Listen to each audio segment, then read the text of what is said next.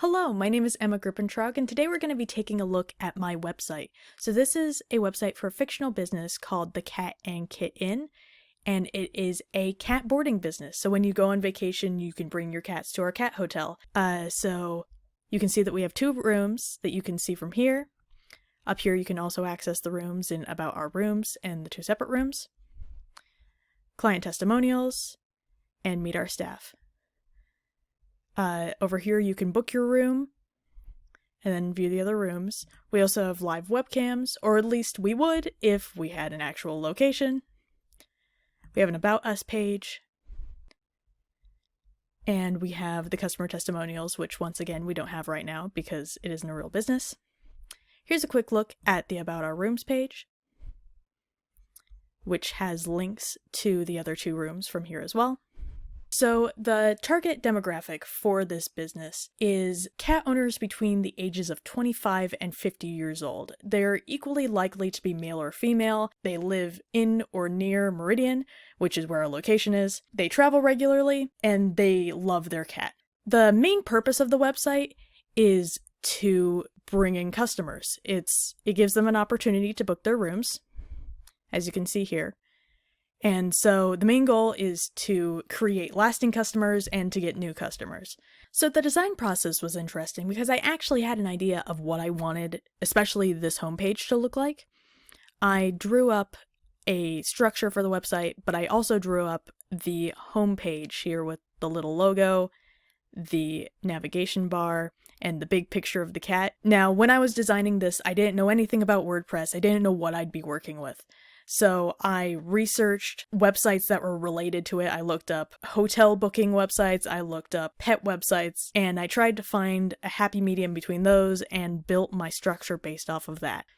But then when I started using WordPress, I found this layout that I really liked, and it was similar to my idea, but it was also a bit different. It had some of these additional things down here, which actually really helped me figure out how I wanted my website to look, what sort of things I wanted to include, and it was actually really beneficial in figuring out what my website would become. So my interactive content is my booking. So here you can put in your information, including your cat's name. You can select a room. Over here you select which days you want to choose, and then you send it, and I get the information, and then I'm able to inform you that you have booked your room, and then there isn't any payment made on the website itself. You pay in person, but that's the process of booking a room. If I had more time on this project, I'd probably go through and figure out how to make these little icons be the drawings that I originally wanted them to be. I wanted them to be these little drawings where when you put your mouse over them, they'd be animated. And I thought that that'd be super cute, but I couldn't figure out how to put art in this spot. Now, I did figure out how to put emojis here, but unfortunately emojis change depending on what device you're using. So the colors change and it ends up throwing off the style of the website, and it has a completely different feel depending on what device you're using. So I'd really like those to be more consistent, and I'd want to figure that out. I might also experiment with the logo. There's some things that don't link correctly on the home page because they were built in.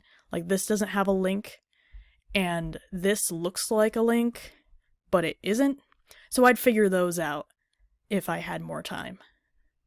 So now we've gotten a chance to look at this website, let's take a quick look at my HTML and CSS website.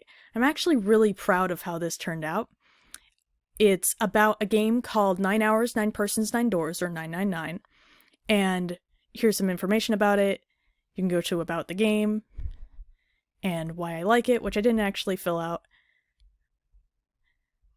So my favorite part about this is this navigation bar with where the colors change when you hover over it. And I just think that it turned out really cool. And then the other thing that I really like is the transparency here.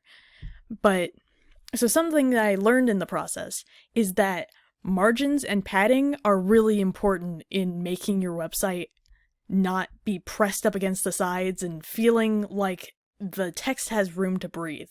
And then the other thing that I learned is if you have no idea what you're doing, or if you want to change something and you don't know how to do it, look it up and you'll be able to have at the very least, something to jump off from. I experimented with a lot of things, and I ended up figuring things out accidentally, and you really just have to experiment and see what looks best. So back to my other website. The aspect that I found most challenging was actually figuring out WordPress in the first place.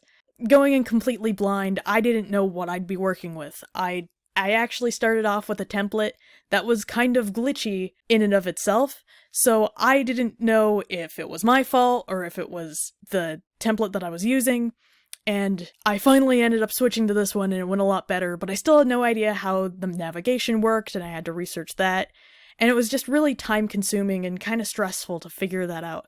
But once I did, I had a lot better time making my website. The aspect that I enjoyed the most was probably the creative aspect, the part that had to do with how the website looks. I really enjoyed deciding how these little icons would look, making the general aesthetic for the website, choosing how fancy it should look and how cute it should look, and also figuring out the navigation and making it so that you can go anywhere from any page.